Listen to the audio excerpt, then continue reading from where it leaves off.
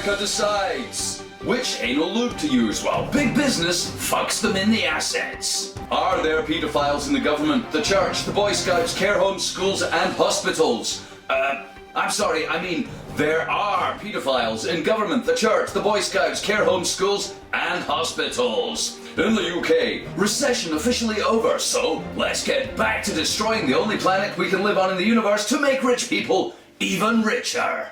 Hello, livestock of a few unnamed wealthy people who own all the habitable land on Earth and its important resources. Welcome to the FKN Newz.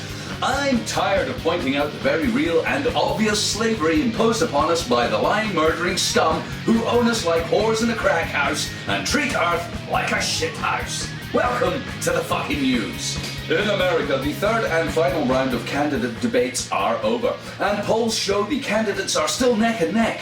Polls have been increasingly important in this election, with the race being sometimes too close to give a fuck about. In one recent poll, undecided voters were asked, given that you're going to be bent over and fucked in the assets by a giant dick of profit, that your president will owe nearly $1 billion to corporations for his election, given that whoever holds the office of president, you will still be an economic slave in a tax franchise run by a banking mafia addicted to citizen rape, which of the following lubricants would you like smeared onto your buttocks to facilitate your total ass reaming? Democratic blue Obama lube or Republican red Romney lube? Choose now and receive a free gift. Obama lube or Romney lube?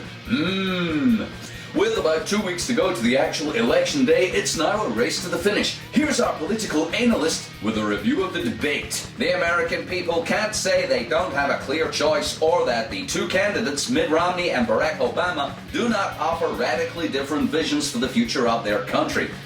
President Obama wants to spend more money on the military, securing national security for the future and ensuring the war on terror is expanded to many other regions of the world, pursuing the imaginary made-up managed fiction of Al-Qaeda wherever national interests and the Israeli lobby require them to. Mitt Romney wants the military to have more money to spend on national security, securing the future and ensuring an expansion of the war on terror to many other regions, pursuing the fictitious, imaginary, made-up, managed fantasy of Al-Qaeda wherever Israel's national interests require them to. Mitt Romney doesn't want to increase taxation for any of the very, very rich people or corporations that give him lots of money, enabling him to run for president, and proposes that very, very rich people or corporations should in fact pay even less tax. Barack Obama says that very, very rich people and corporations who funded his campaign shouldn't pay any more tax, and if he becomes president for a second term, he'll make sure they pay less. The president also went on record as being in favor of more coal burning and oil drilling, promising to let energy companies do anything they want as long as I get paid and they make a profit. Whereas Mitt Romney's policies state that energy companies should drill anywhere they want and burn coal forever if it makes them money and they give me some. The stark differences between the candidates continue, with Mitt Romney asserting that Iran should continuously be accused of being evil and aggressive and wanting to have nuclear weapons to threaten Israel, going so far as to recommend that everybody should forget that we installed the Shah of Iran, backing him all the way while he murdered and tortured his own people. Then when the people overthrew him, we paid Saddam Hussein to wage a war on them that killed millions. The president, by contrast, has said that Iran is a great distraction from our own tyranny and empire building. No one should bring up the past or the fact we propped up the Shah so we could steal Iranian oil. The fact we paid Saddam to wage war on Iran and kill millions. None of this is relevant to our current propaganda, and everyone should believe Iran is a threat worth worrying about. There you have it then. Clear blue water between the candidates and a real choice for the American electorate. In a related story, Republican U.S. Senate hopeful Richard Murdoch has expressed regret a day after suggesting pregnancies caused by rape were God's plan. The Indiana candidate made the remarks whilst debating his Democratic opponent. He told reporters on Wednesday that he abhors rape, even when God intended it to happen. Why, just the other day he didn't say, God was making me rape someone, and I was thinking, goodness, I abhor this. Why does God have a plan for rapists to rape? Gee, I hope this isn't one of those rapes where God also has a plan for the victim to get pregnant. I hate rapes like that. Mitt Romney's presidential campaign said he still backed Mr. Murdoch, although he disagreed with his views on rape, going on not to say, I like it when God plans to rape people. God surely works in mysterious ways. And when God reveals he's planning for a rapist to fuck someone and make them pregnant, I'm like, you go God, yeah. Vote rapey. You know it makes God happy. The US Supreme Court has blocked Republican efforts to amend the law on rape, murder and robbery to include the defense, God intended me to rape, murder and steal from people. Though disappointed, the Republicans say they can still take comfort from the fact that God rapes, murders and robs people in mysterious ways. Amen. Mumbly pocus jumbly doo-doo. In a related story, investigations are continuing into Jimmy Savile's abuse at the BBC, and the cover-up by the BBC, and the allegations of a ring of paedophiles at the BBC procuring children for other high-status people. In the latest twist, an MP has stood up in the House of Commons and asked that historic allegations of paedophiles at number 10 Downing Street and allegations against a former Prime Minister be investigated.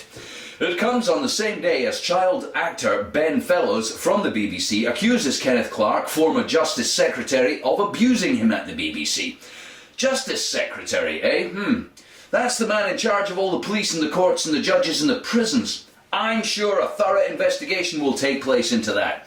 Oh wait though, every blog mentioning this has had a court order banning them from naming him. Funny that, we're not even allowed to talk about how Kenneth Clarke is accused of child abuse. The man in charge of the police, a paedophile, in charge of meting out justice to all of us, a child abuser, a man with the power to detain anyone indefinitely without charge, a nonce.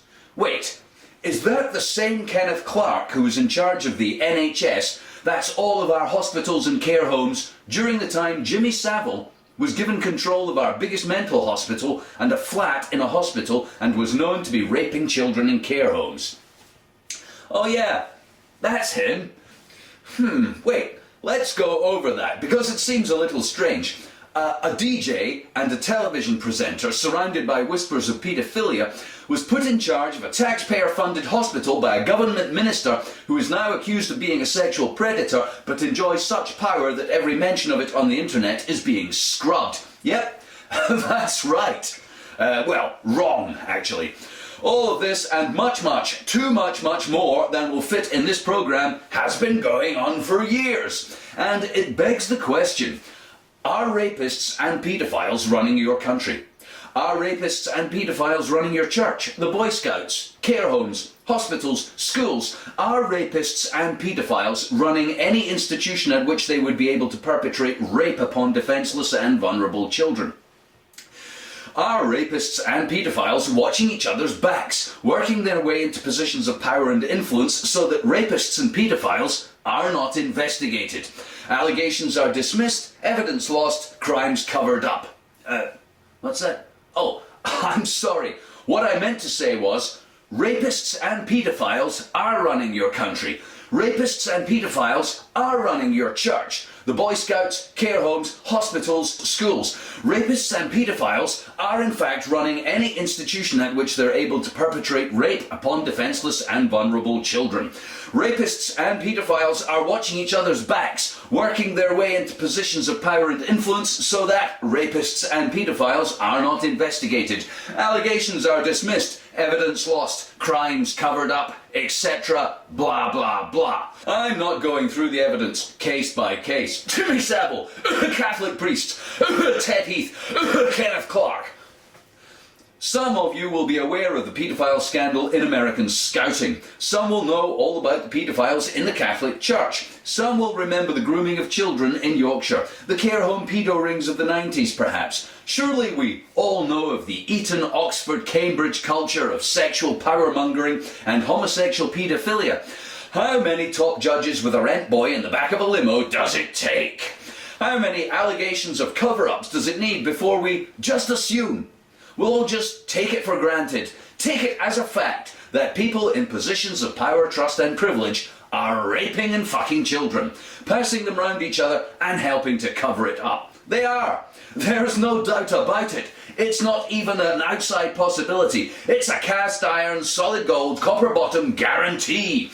We should just assume this horrible reality and go round all the children in care, or scouts, or church, or wherever they're looked after, and find out how many of them have been fucked, and who they were fucked by. Because it's a fact that rapist paedophiles are looking after our nation's children today, right now, tonight. Sweet dreams. And finally, David Cameron's given a cautious welcome to the news that the UK is no longer in recession. Here's what he didn't say. Growth is a good thing. It's just what we need. After all, how are we going to pay back all the interest on all the money we borrowed from those nameless bankers if we don't have growth? And some of you may be wondering why growth is so important. Well, that's why. We live in debt, you see. But that's okay because it's just what bankers want. And they don't ever want us to pay back the debt completely, since their business model is based upon us being in debt forever and ever. Growth simply means we can afford to pay the interest, not the actual debt. Meanwhile, since we owe vast sums of money to the bankers all the time, it's only right that they should tell us how to run our country and how to get growth. Now, some people might think it's good if we didn't get into debt and we weren't the bitches of a few wealthy bankers. But let me ask you this. Whose dick would I suck and whose bitch would you be if we didn't live in debt? Nobody's. Well, anyway, now that we have growth, it's onwards and upwards. More consumption, more pollution, more waste, more pointless industrial activity, more military spending, more environmental destruction, more profit for the very, very, very rich, who, as I mentioned already, are very, very, very rich. This is good news for rich people and good news for Britain. Now, let us all bury our faces in some sweaty knickers containing the scent of Her Majesty's pussy juice and take a deep breath. Thanks, and now the weather. The planet's fucked, it's your fault, and it's getting worse. Have a nice weekend!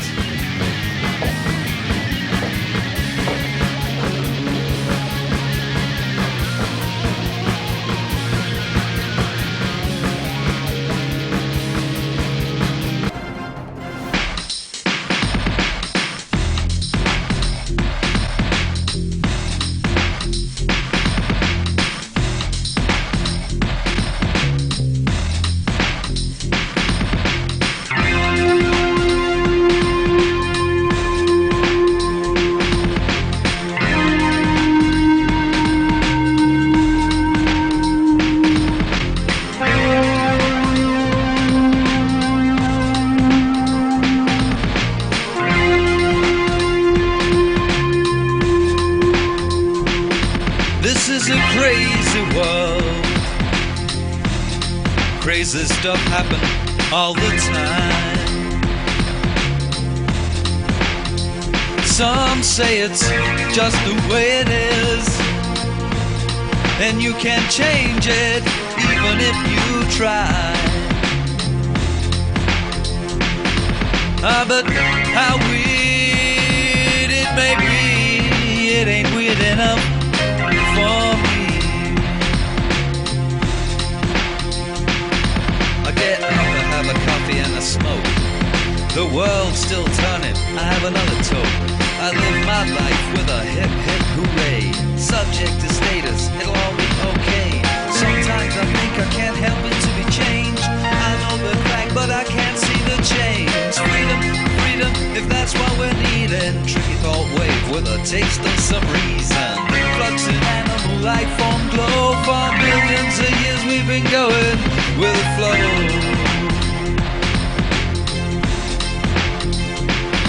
But now the planet has shrunk and it's open for business. Glorious life run by bankers and biz kids. Satellite fever, cable me up. Consumers consuming the markets, reacting there's hung up security and super paranoia. Dig up the jungles and let's start a fire.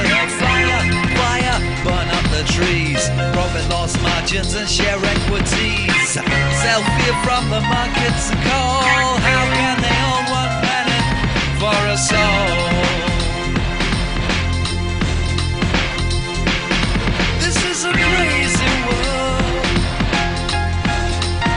this stuff happen all the time? Some say it's just the way it is, and you can't change it even if you try. But how weird it may be, it ain't weird enough for me.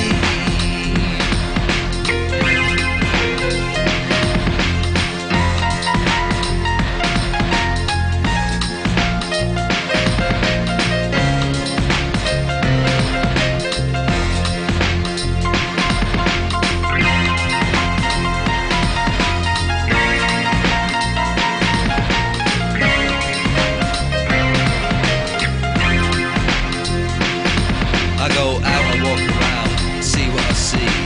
We can have misery, but not ecstasy. We could be slaves to a currency of gold. Democracy means to just do as you're told.